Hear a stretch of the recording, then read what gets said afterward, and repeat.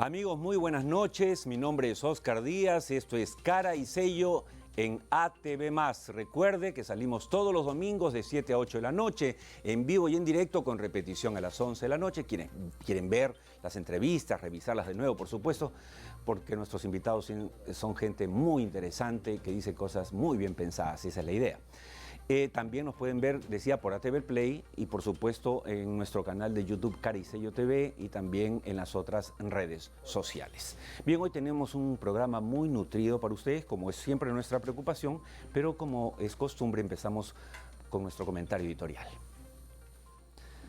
Amigos de Cara y Sello, se ha dicho mucho y se seguirá diciendo más sobre las declaraciones del ex hombre fuerte de Odebrecht en el Perú, Jorge Barata. Por eso nosotros queremos más bien llamar la atención sobre los intentos desesperados protagonizados en las últimas semanas por algunos políticos y parlamentarios por tumbarse el acuerdo entre Odebrecht y la justicia peruana. Cuando personas como Jenny Vilcatoma y algunos parlamentarios, no todos, de Fuerza Popular y el APRA en particular, salían a rasgarse las vestiduras para denunciar un supuesto intento del Ejecutivo y del propio Poder Judicial por regalarse ante Odebrecht, queda claro hoy que esta no era otra cosa que su intento, su estrategia para lograr un propósito, el cual era evitar lo que hemos empezado a ver esta semana. El hecho de que todos los peruanos empecemos a conocer toda la verdad y todos los nombres de quienes le han robado descaradamente a nuestro país en los últimos gobiernos. Felizmente, estos políticos con agenda propia e inconfesable también han fracasado en su intento de acallar a la prensa independiente, en este caso protagonizada por IDL Reporteros, que con Gustavo Gorriti a la cabeza ha sido pieza clave para empezar un proceso de verdadera profilaxis moral que el Perú pedía a gritos, salvo mejor opinión. Bien, estamos conectados con nuestra corresponsal en Madrid, porque como ustedes saben, amigos televidentes, hoy se han realizado las elecciones generales en España. ¿Qué pasa? El 1 de junio del año pasado, el Congreso, en una coalición, se tumbó al presidente Rajoy, Mariano Rajoy, del PP. ¿Y quién asumió? Pedro Sánchez, del PSOE. Pedro Sánchez debió quedarse poco tiempo y lanzar unas elecciones, pero nada, le gustó un poquito el poder y se quedó un año.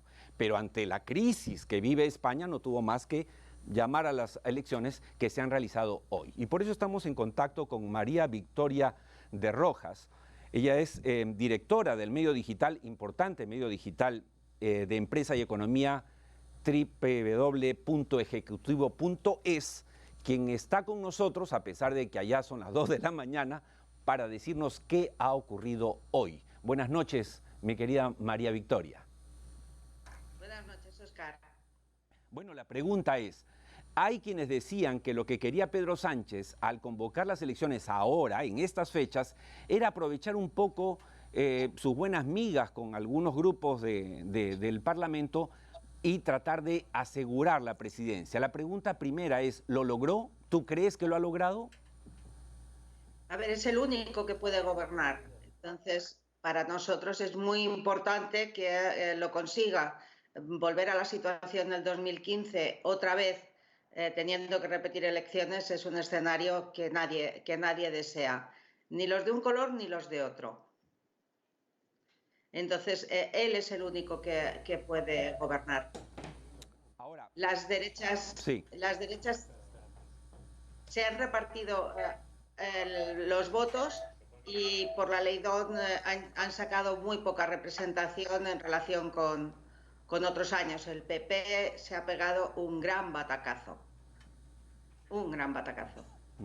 Hablamos del PP de Rajoy, ha bajado. Y sí, ha irrumpido en la escena política la ultraderecha representada por Vox, ¿cierto? Sí, pero no con el ímpetu que se esperaba.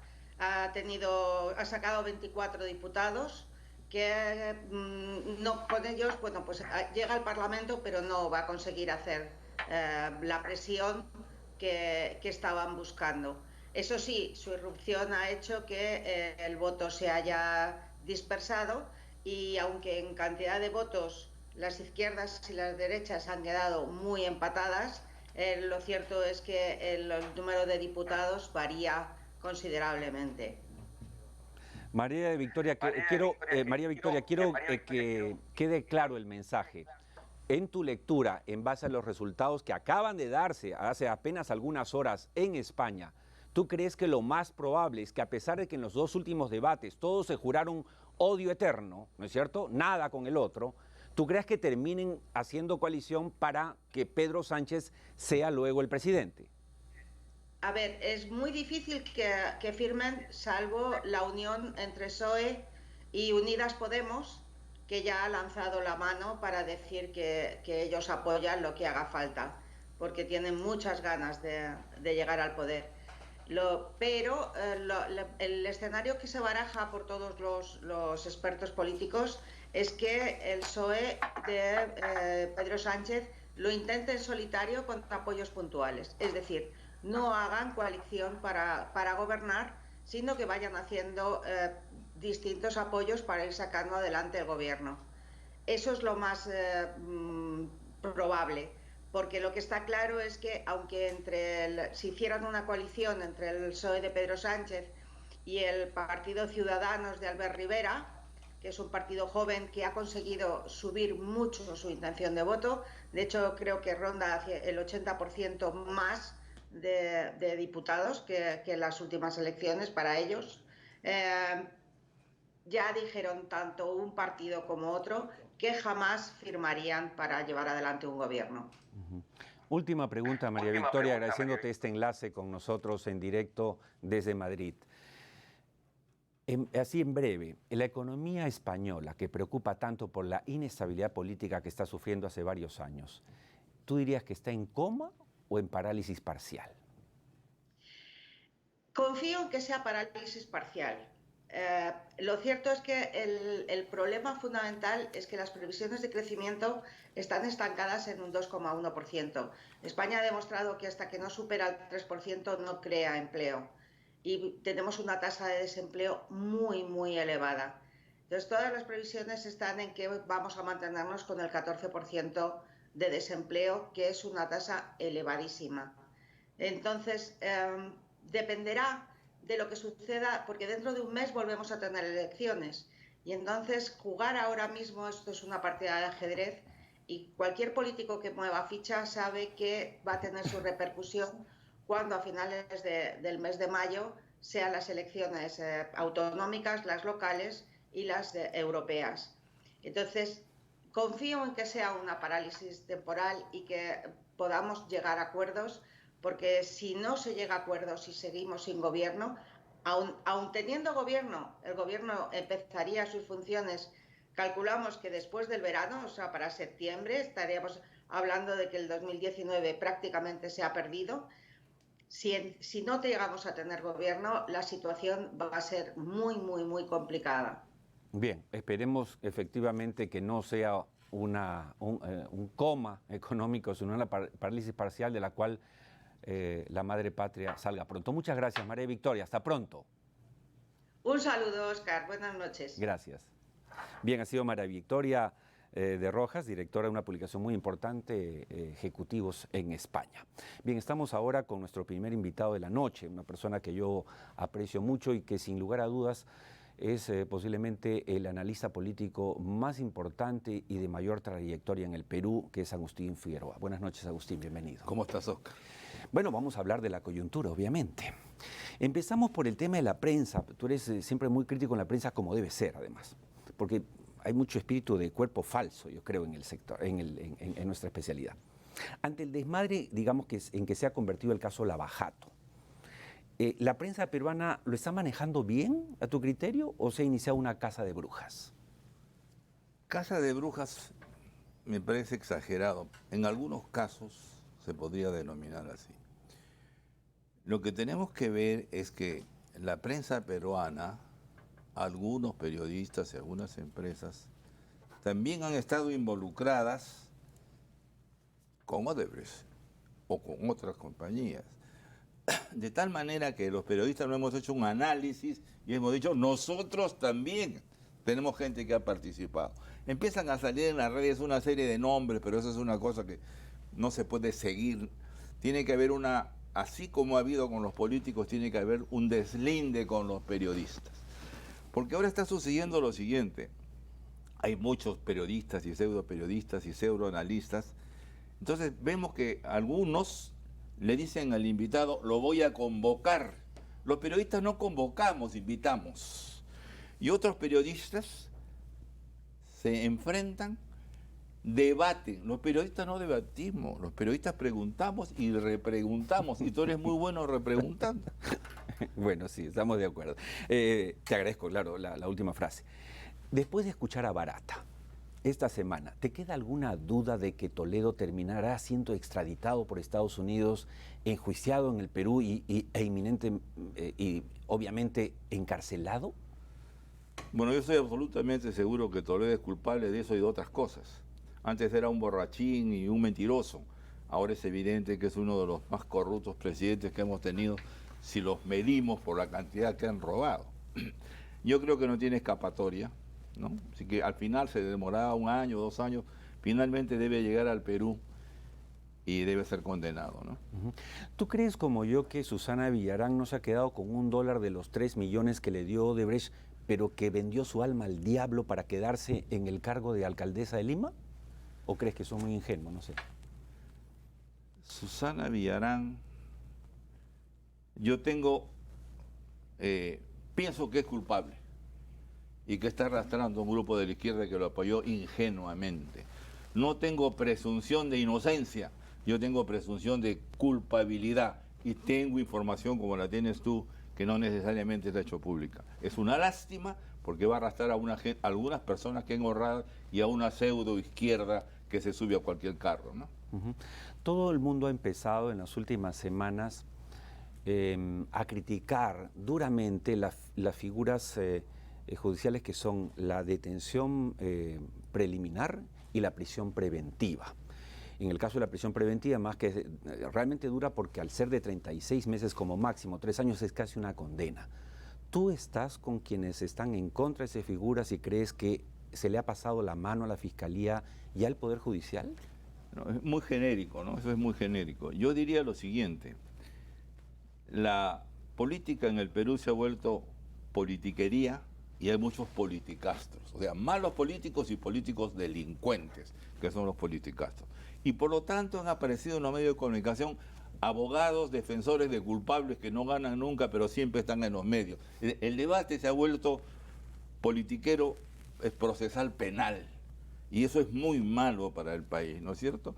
Yo no me atrevería a hacer generalizaciones, pero creo que en algunos casos están justificados esas, porque cuando tienen las pruebas, y de un lado sí se escapan pues en el Perú. Se están escapando las tortugas del ascensor.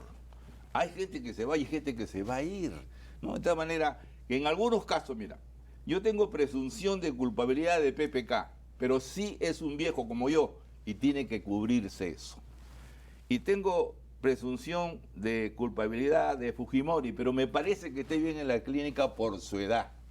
Pero aquí hay una tremenda demagogia reaccionaria. Un momentito.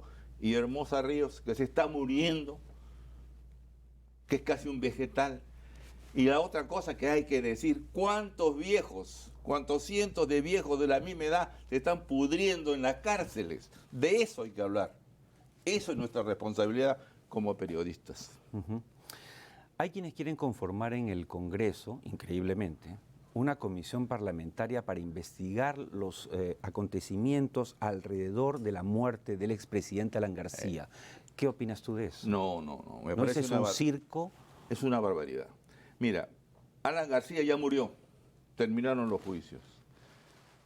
La policía y el Poder Judicial tienen que investigar porque todo suicidio tiene que investigarse y exhaustivamente. Pero hacer una comisión parlamentaria significa que los apristas van a entrar a santificarlo y los otros lo van a poner en el infierno.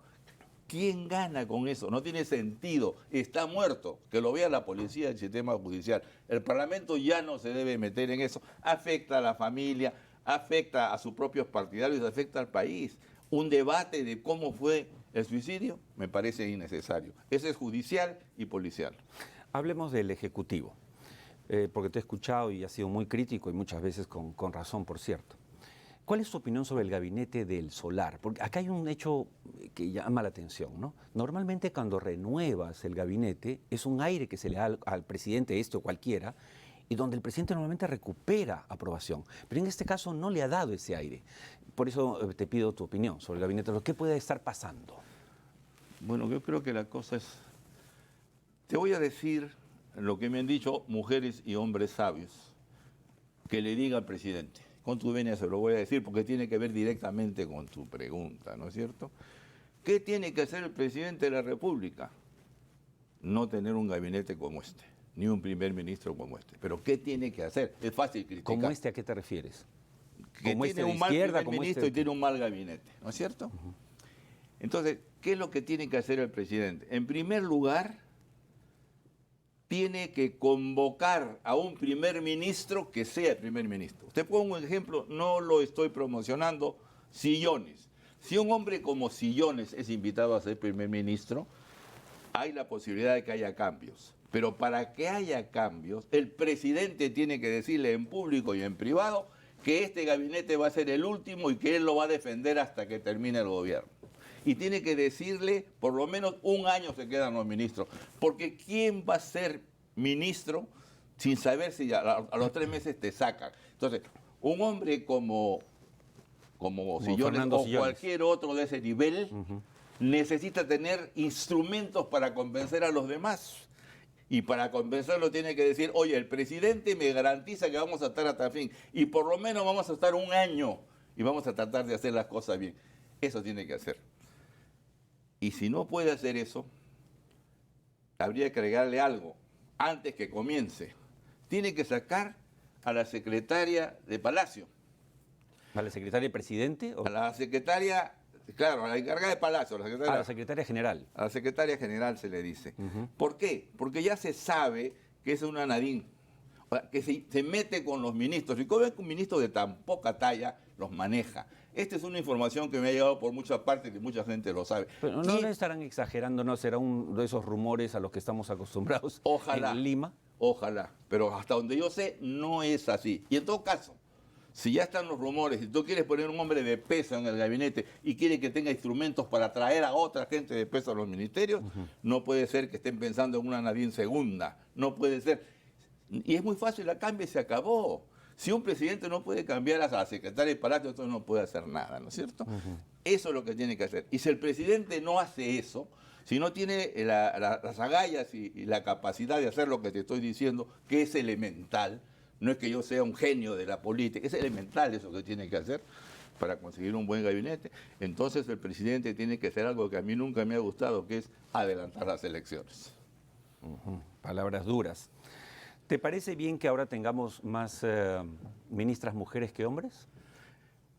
No, me parece en términos generales que eso no tiene nada que ver, la gente tiene que ir por la capacidad. Esta es una demagogia, 10 mujeres, pero la mayoría no están capacitadas, las que tienen experiencia han convivido con la corrupción. 10 mujeres me parece extraordinario, pero 10 mujeres que valgan la pena, que puedan cumplir la función. ¿No es cierto? Si tú has volado solamente cometa, no puedes volar pues un jumbo. Tiene que haber gente con experiencia, por Dios. Agustín. Martín Vizcarra no tiene partido, no tiene operadores, no tiene articuladores con la oposición. Sus ex amigos ahora son sus peores enemigos. Sí. Hablo de Cheput, del ex ministro Eresi, de Gilbert Violeta, que parecen contigo, han formado el partido contigo, parecen contra ti, deberían ponerle, ¿no? Pero, digamos, ¿puede Vizcarra, en tu larga experiencia de vida y profesional, habiendo visto tantos gobiernos, puede llegar al 2021 con un gobierno decente sin tener, o sea, en esa realidad y solo aupado en un parcial apoyo popular y una lucha contra la corrupción? No, por eso es lo que hemos conversado hace unos instantes. Él tiene que conseguir un primer ministro de primera, tiene que darle los instrumentos para tener un gabinete de primera, tiene que cambiar al hombre que está encargado de la reconstrucción sin cambios. Él dice con cambios es sin cambios. Y tiene que conversar con la oposición en el Congreso. Él tiene que ser muy sensato y tiene que tener el valor, saca a esa mujer, cambio al gabinete, llamo a personas y le doy instrumentos para tener un buen gabinete. Todos lo vamos a apoyar si hace eso. Pero así como está, es un desastre, ¿no? Ujú. Se empieza a hablar, y tú eres un hombre muy enterado, te reúnes con mucha gente permanentemente. Se empieza a hablar de que hay una corriente dentro del Ejecutivo que le está soplando al presidente, le está diciendo, como en un momento hace un año, que se enfrente nuevamente al Congreso, que casi lo obligue, que lo ponga contra la pared, como hizo casi con el referéndum, para que se apruebe la reforma política propuesta. Y que si no, incluso que planteen una cuestión de confianza, que si el Congreso no acepta, nada, cierras el Congreso. ¿Tú crees que ese es un buen consejo para el presidente? Yo creo que esos consejos van a ser desoídos. Esos consejos han sido permanentes y continúan. Hay gente que está en esa línea, pero no, esa es una locura. No, él tiene que coordinar, que conversar con el Ejecutivo. Y las leyes pues que está proponiendo tienen que ser revisadas, no puede haber una improvisación como fue el sí, sí, sí, no. Sacó 95%, ¿cuánto tiene ahora? Se va a derrumbar con las encuestas, ¿no? Se va a derrumbar. Salvo que haga lo que yo le estoy proponiendo, que es lo que tiene que hacer cualquier presidente, conseguir un buen primer ministro. No tienes partido, como tú dices, me busco a gente calificada, le doy instrumentos. Eso es lo que tiene que hacer, no es que yo lo he inventado, eso es lo mínimo que tiene que hacer un presidente de la República que está en esta situación. Enfrentar nuevamente no me parece, sería una locura, ¿no? Ahora, pero volviendo al tema del gabinete del solar, yo entiendo tu punto, pero acaban de nombrar al gabinete. O sea, tu propuesta es que se tomen al gabinete ya y que normen otro y que le den poder a uno, un sillonis, por ejemplo. Pero ¿se puede, es realista eso, habiendo nombrado hace apenas un mes al gabinete? No interesa. La situación del Perú es tan delicada que hay que hacerlo. Tiene que hacerlo. Mejor hubieran dejado a Villanueva. Porque es una audacia nombrar a un actor que es muy simpático, le queda muy bien la ropa, pero no tiene capacidad para manejar un país tan complicado y además que tiene que cubrir al presidente porque el presidente se está quemando porque no tiene un primer ministro que salga a defenderlo. No, hay que hacerlo ahora. Que se van todos, pues. No hay ningún problema, es una situación de emergencia, se coordina con la oposición. No hay otra manera de gobernar en este país sino esa, porque no va a ser un partido, ¿dónde va a sacar gente si no trae primeros ministros calificados? No hay alternativa, es el único camino que le queda. Si no hace eso, debe pues procurar adelantar las elecciones, que a mí no me gusta eso, pero claro, no queda alternativa, así que el presidente no hace nada. Y mucha gente ya le ha dicho lo que yo estoy diciendo ahora, eso es obvio, ¿no? No es que me ha ocurrido a mí. Es lo que tiene que hacer el presidente. Ahora, claro, son decisiones difíciles, ¿no?, para tomar. Este es un Pero país tú crees difícil, que necesarias e impostergables. impostergables y requieren agallas. Aquí tiene que demostrar que no es un cosito, pues, ¿no? Tiene que demostrar agallas. Y lo vamos a apoyar si hace lo que yo estoy proponiendo, que es lo mínimo que tiene que hacer, lo vamos a apoyar con todo. Yo lo vengo apoyando, viendo decir, tenemos que llegar al 2000 con Vizcarra, lo he dicho muchas veces, pero con estas condiciones elementales, ¿no? Es bueno que lo aclares porque al escucharte, si se han agarrado en sintonía algunos a la mitad de la conversación, pueden creer que tú eres un anarquista que quiere tumbarse este gobierno. Este gobierno no que lo tumben, tiene gente que lo agarre, está al revés. De acuerdo. Bueno, Agustín, un placer hablar contigo. El placer es mío. Espero tenerte pronto aquí a medida que se acerquen las fiestas patrias para volver a analizar y miramos, quién sabe, y resulta que hablamos de un nuevo gabinete. Y entonces será un placer adicional. Muchas gracias, Agustín. Gracias a ti. Bien, hemos estado con Agustín Figueroa analizando la coyuntura política compleja que vive el Perú. Al principio del programa dice que ATV+ no se solidariza necesariamente con las opiniones vertidas en este programa. Yo digo lo mismo sobre las opiniones que acaba de dar mi buen amigo Agustín Figueroa, pero con todo respeto. Muchas gracias, Agustín. Gracias. Nos vamos al primer corte del programa y siempre nuestro dato duro. ¿Quieren ustedes saber cuánto creció la superficie cultivada del 2009 al 19? Sorpréndanse con este dato. Vamos a la pausa y regresamos en la segunda parte del programa con el think tank que se viene súper interesante.